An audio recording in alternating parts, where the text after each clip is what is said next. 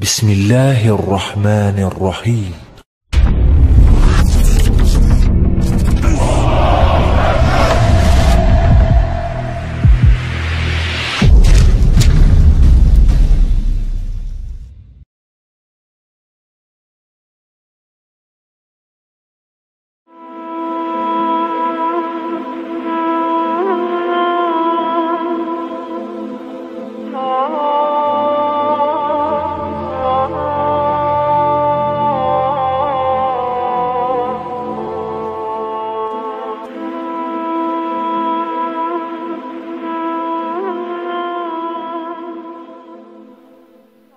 Bismillahirrahmanirrahim. Assalamualaikum warahmatullahi wabarakatuh. Pada kesempatan kali ini saya akan menyampaikan sejarah mengenai Nuruddin Zangki, atau biasa juga disebut dengan Nuruddin Mahmud Zangki. Nuruddin Mahmud Zangki ini merupakan salah satu pemimpin terbaik yang pernah ada, dan Nuruddin Zangki ini merupakan pemimpin perang salib yang menjadi panutan Salahuddin Al-Ayyubi. Nah, langsung saja kita akan masuk ke dalam pembahasannya. Nuruddin Mahmud bin Atabik Qasim Ad-Daulah Abi Said Zangki bin Al-Amir Al-Kabir Aksungkur. Beliau lahir pada bulan Syawal tahun 1117 Hijriah. Ia dan keluarganya berafiliasi pada sebuah suku yang bernama Sabayo yang berada di Turki. Sumber-sumber sejarah tidak mengemukakan sama sekali tentang tumbuh dan berkembangnya Nuruddin Zangki dan masa remajanya. Akan tetapi semua sumber sejarah sepakat bahwasanya Nuruddin Zangki ini dididik oleh ayahandanya yang bernama Imaduddin Zangki bin Aksungkur. Sedangkan kakeknya bernama Abu Said Aksungkur dan bergelar Qasim Ad-Daulah.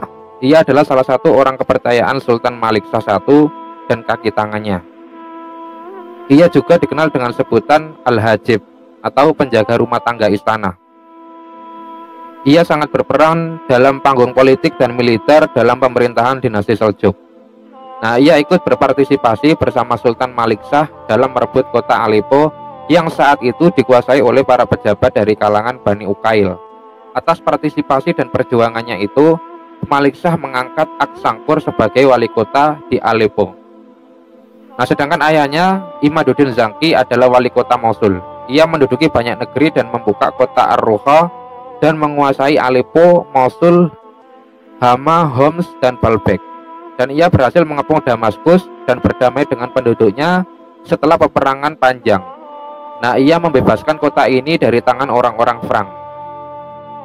Sedangkan Imaduddin Zangki ini menerima jabatan secara resmi sebagai wali kota Mosul pada tahun 521 Hijriah atau kurang lebih pada tahun 1127 Masehi.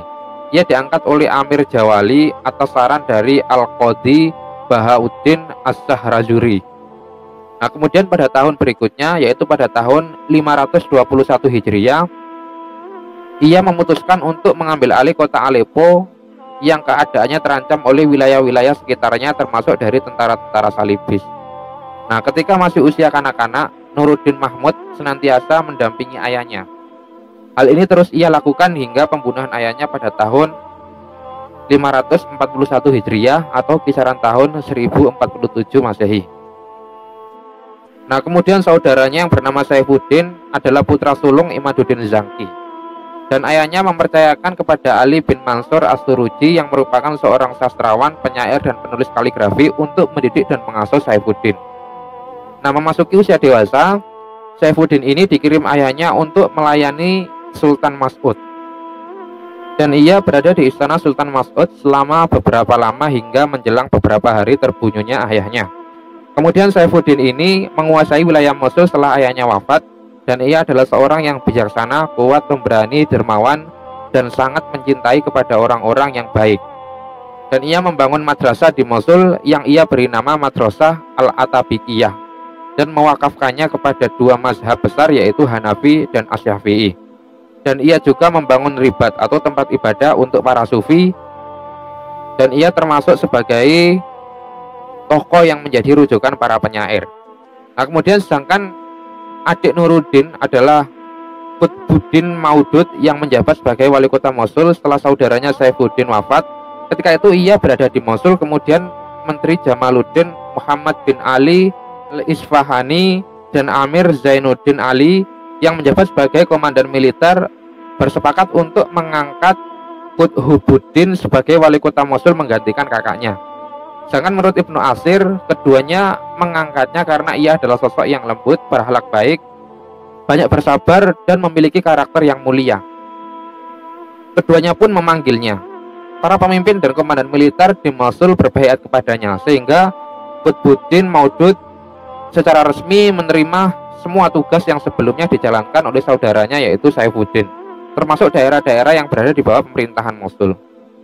Nah, kemudian Nuruddin Zangki mulai memegang pemerintahan pada bulan Rabiul Akhir pada tahun 541 Hijriah atau kurang lebih pada tahun 1146 Masehi yang bertepatan dengan wafatnya sang ayah, yaitu Imaduddin Zangki. Nah, pada saat itu ia bersama sebagian pasukannya bergerak ke Aleppo untuk mengambil alih wilayah tersebut dan daerah-daerah administratifnya. Nah, ketika Nuruddin menggantikan kedudukan ayahnya, ia mampu meraih berbagai prestasi dan mulai menampakkan karirnya sejak awal kepemimpinannya. Nah, Nuruddin ini mampu menguasai berbagai wilayah dan menyatukannya ke dalam pemerintahannya. Pada tahun 1154 Masehi, Nuruddin Zangki ini berhasil menyatukan Damaskus ke dalam wilayah kekuasaannya. Setelah itu menjadikan Damaskus sebagai pusat pemerintahannya. Dan pada tahun 554 Hijriah, ia berhasil menaklukkan wilayah Haron setelah pengepungannya selama 2 bulan. Dan ia juga meneruskan misi ayahnya dalam menaklukkan benteng Jakbar, karena sebelumnya Imaduddin Zangki pernah ingin menaklukkannya, akan tetapi dia terbunuh saat mengepungnya pada tahun 541 Hijriah. Nah, misi ini kemudian dilanjutkan oleh Nuruddin Zangki dan ia berhasil merebut dan menguasai benteng Jakbar pada tahun 564 Hijriah. Dan ia juga berhasil menundukkan Baalbek dan Mosul, sehingga dengan menguasai wilayah-wilayah tersebut, Nuruddin mampu menyatukan kaum muslimin untuk melawan pasukan salib. Nah, Nuruddin ini juga menaklukkan beberapa benteng-benteng yang dikuasai oleh kerajaan salib seperti Afamia, kemudian ada juga Harem, ada juga Antarsus, ada Akrat, Munaitirah, dan benteng-benteng lainnya. Pembahasan tentang hal ini akan dipaparkan ke beberapa pembahasan.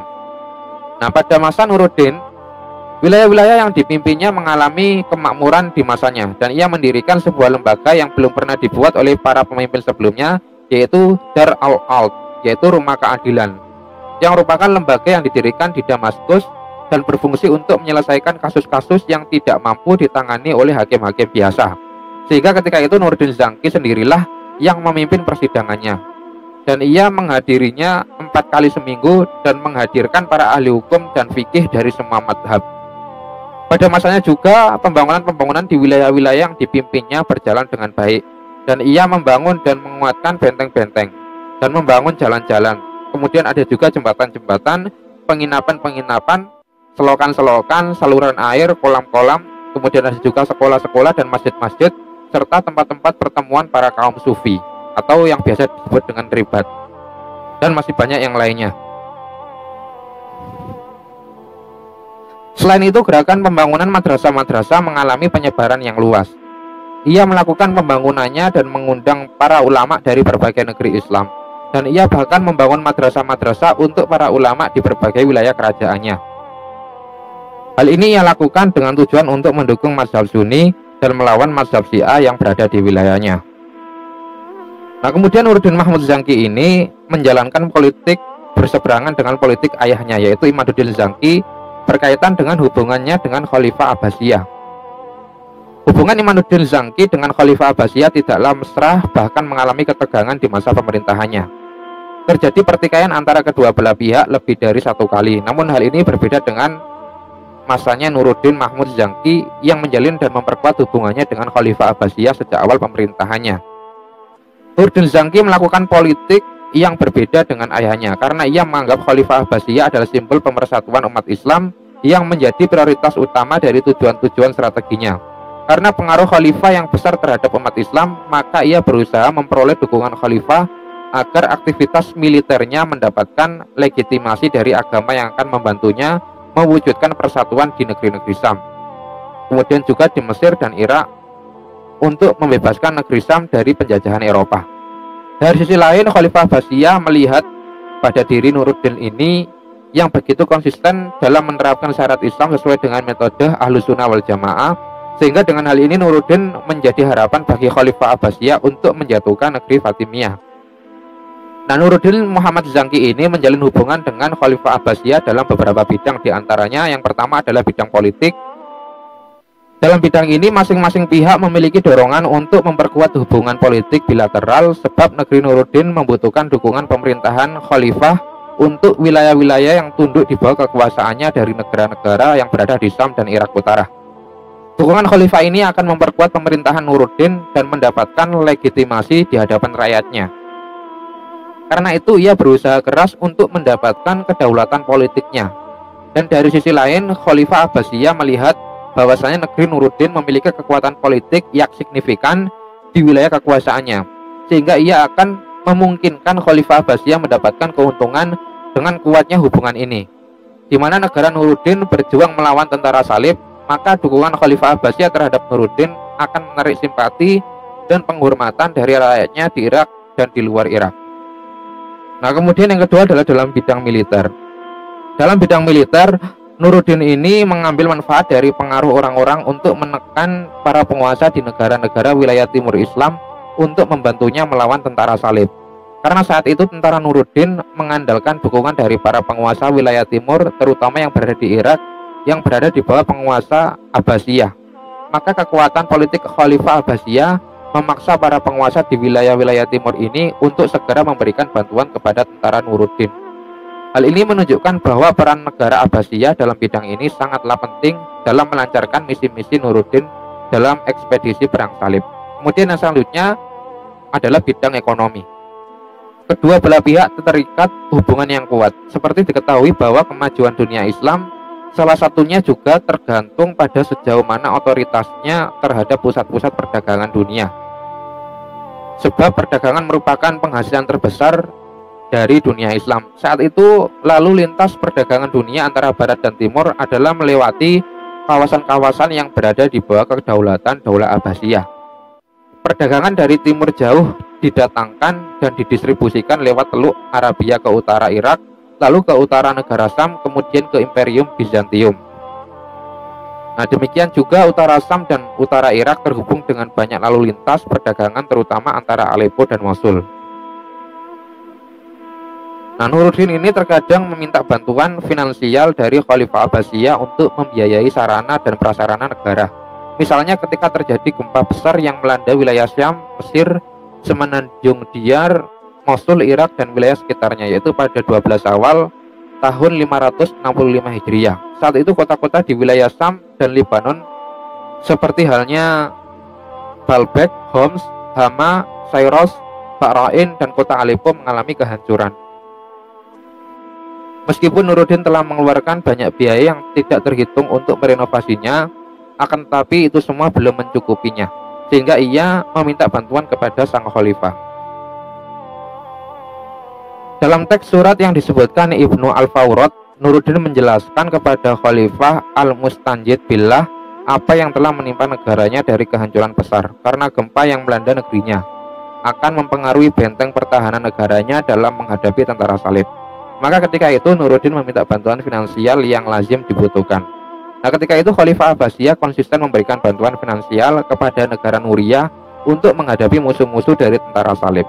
Maka dari itu Khalifah segera memberikan bantuan-bantuannya dengan cepat untuk menghindari bahaya akibat runtuhnya benteng-benteng kota negara Nuriyah yang sewaktu-waktu dapat menerima serangan tiba-tiba dari tentara salib yang mencuri kesempatan. Nah, hubungan ekonomi antara kedua belah pihak ini menunjukkan secara jelas hubungan khusus antara Khalifah Abbasiyah di Irak dan negara Nuriyah di Syam dan Irak. Juga menunjukkan konsistensi Khalifah untuk mendukung negara Nuriyah dan melindunginya dari bahaya luar dengan memberikan bantuan finansial ketika negara Nuriyah membutuhkannya.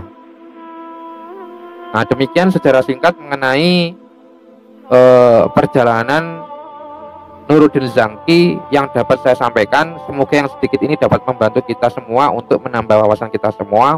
Akhirul kalam, wassalamualaikum warahmatullahi wabarakatuh.